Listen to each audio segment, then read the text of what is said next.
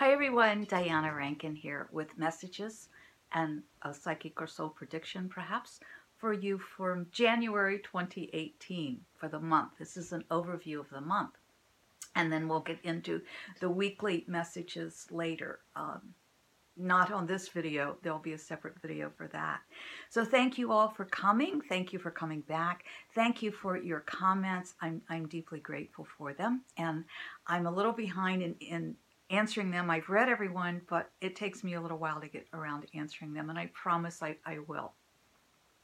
I have some information for you for January and what it's all about, and then we'll take a look and get a message from Philip, which is my spirit guide, and it's an oracle book with a different wisdom on each page, and we'll flip through that in a little bit and see what Philip messages are for, what message Philip has for us.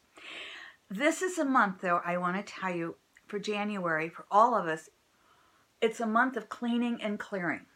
It's a month when we get to go inward into that deeper spiritual self and bring that spiritual self out more into our human lives. You know, we are both human and spirit beings, and we experience life from the human self, and we also experience it through the spiritual self. So this month of January, outside in the world, there's going to be a lot of turmoil. There's going to be a lot of upset. There's going to be a lot of erratic weather. We know all that.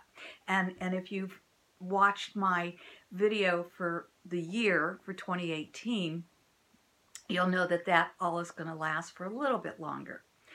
However, what I want to talk to you about today is what happens in our lives and how we delve into that deeper spiritual self and bring that out, and how that plays out in our very practical day-to-day lives, because that's where we live, in that day-to-day business of life. And I've learned over the years that there are 5 steps that we go through.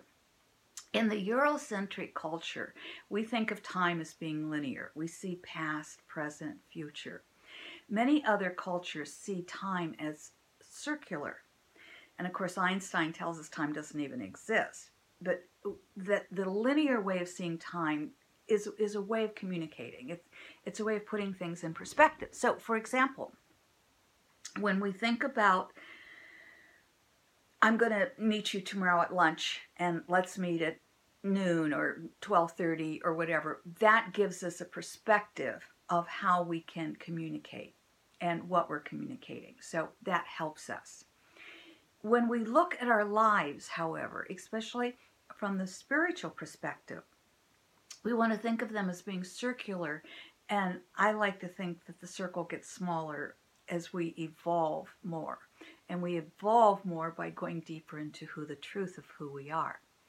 So I've learned that the first stage often begins with boredom, or a sense of I need to go deeper, or a sense of there's more.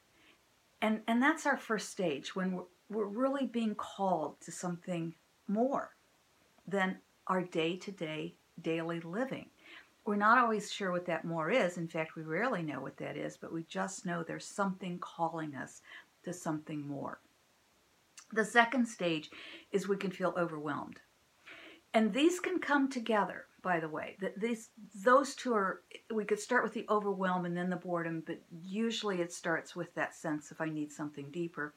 But it can start with grief, it can start with pain, it can start with the sense of I'm overwhelmed, I'm stressed out. There's got to be something beyond this. When we're in that stage, we then move to stage 3, which is the fog. And these, by the way, are not black and white stages, and they mingle and they overlap with one another. But if you look back at your own lives, you can see how these stages how you've gone through these stages. So this third stage is brought on by pain. It can be brought on by stress. It can be brought on by just feeling overwhelmed. It can be brought on by grief. And that's when we feel, I don't know which way to turn. I don't know what to do. I'm supposed to do something, but I don't know what it is. That's when it's time to surrender and go inward. That's when we have to say, it is what it is. That's when we go into meditation, perhaps more. We go into deeper prayer, we go into study. But that's the time when it's not a time to take action. It's a time to just be. It's a time to, when we make a cup of tea, to not just make it by remote, but to really think about the tea leaves, the water, the purity of the stream that the water came from, etc., etc., etc. So it's that time to surrender to the process, that time to go inward, that time where we find this profound sense of peace once we're able to surrender. Until then, we stay in that stage of pushing against ourselves, pushing against the angst or angsting of what's going on and why aren't we taking action. And I will tell you, for again, that Eurocentric culture, and especially American, we have this independent spirit, this freedom of I must be doing at all times. So this is a very difficult stage for Americans to really surrender and just go inward. Now, as I tell you these stages, I want to put in a caveat here. Last year, you heard me talk a lot, if you were with me last year, and if not, welcome. And for those of you who do come back, thank you. But you heard me talk about the forces of the masculine and feminine butting up against each other, and how the feminine is coming in, is ushering in this new era of greater love and compassion and acceptability and understanding of each other and all sentient beings. That said, that will continue through 2018. However, there's something even greater taking place right now. And that is this spiritual trying to move in through the human experience. And so in addition to the masculine and the feminine still having clashes, we're now having this spiritual energy that's moving through us as humans, and the human ego is fighting that. The human doesn't like change. The human wants to be in charge. And so we're going to, within ourselves, and that expresses in the greater world, we're going to see more of this this year. And January, it's really going to start coming out, where as we go deeper into our bringing that spiritual self through the human, we'll see more of the clashes taking place. Keep working anyway. Is this easy? Oh gosh, no. This is the work of our lives. This is what we've come here to do. But it's not easy. And that place of the fog is a very difficult place to be. But once we surrender, we have a contentment, we have a joy, we have a peace. And then we're shown the first step, and only the first step. Now again, we want to see the whole picture. Tell me where I'm going. Tell me everything that's going to happen. It doesn't work like that. Thank God it doesn't, because it would overwhelm us. If we really knew our own greatness and we stepped into it all at once, it would overwhelm us. We really could not deal with it. So we're given a step at a time. And then as we take that one step, as the old saying goes, angels take 10 steps toward us. So once we start taking that first step that we're shown, and it comes often as a still small whisper. So we take that first step. If we neglect to take that first step, it will come as a shout. Heed the shouts, because if not, you'll get the big bang. But we will take that first step. Then, once we take that first step, we have a sense of knowing that we took that first step. We have that sense of knowing, something is taking place here. I don't know what, but something is taking place. And that's when we really reach into that freedom, that joy, and that's when we have that celebration.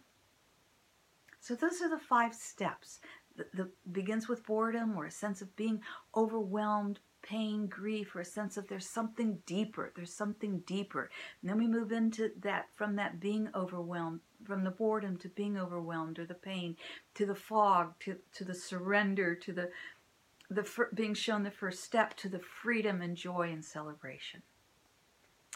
How do we get to all of this? How do we do all of this? Well, you know, one of my old teachers, Jean Houston, used to say, if you can do it alone, it's too small.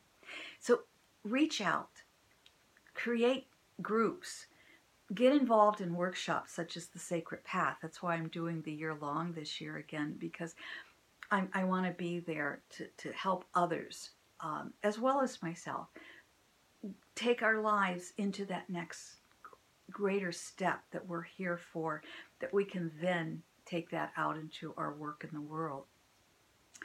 Do practices, meditation, read books. I want to say, when you get involved in groups, or if you create a group, make sure this is not a group where you just get angry about things, or that it's non-productive.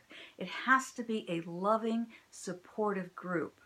Now, with the Sacred Path, I like to keep the numbers low. So I don't have hundreds of people in the Sacred Path. I don't even have 50. I have smaller groups that I do the Sacred Path with. But if you're in a larger group, form smaller groups within the larger group, so you have your own circle, your own allies, and make sure they're loving, they're supportive, and make sure you're also loving and supportive to them.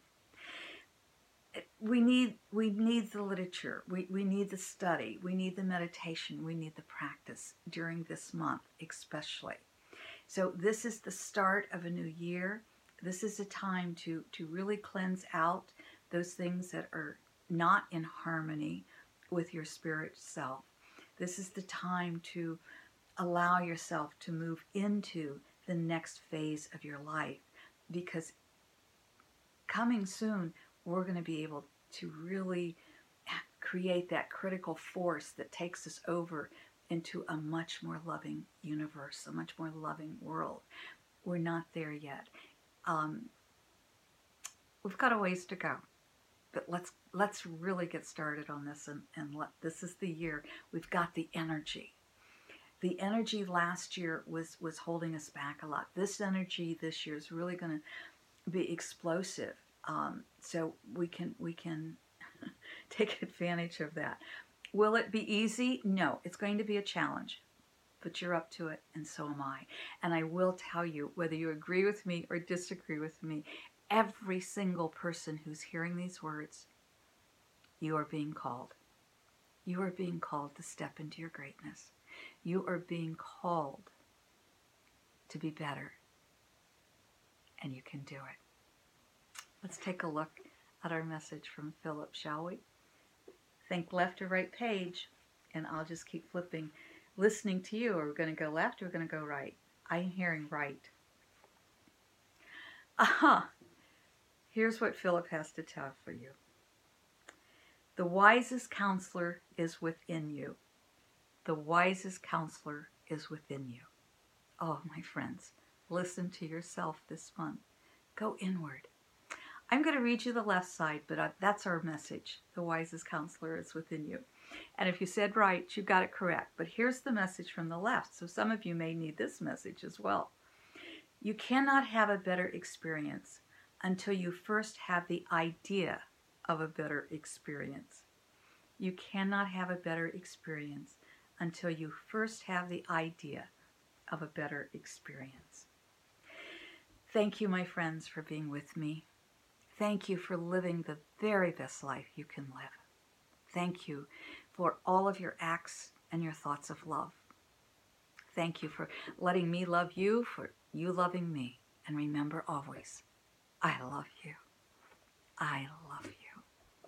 I love you. And so does Daisy. She's in the other room sleeping right now, and I didn't want to disturb her. But you'll see her again soon. Thank you. Love you.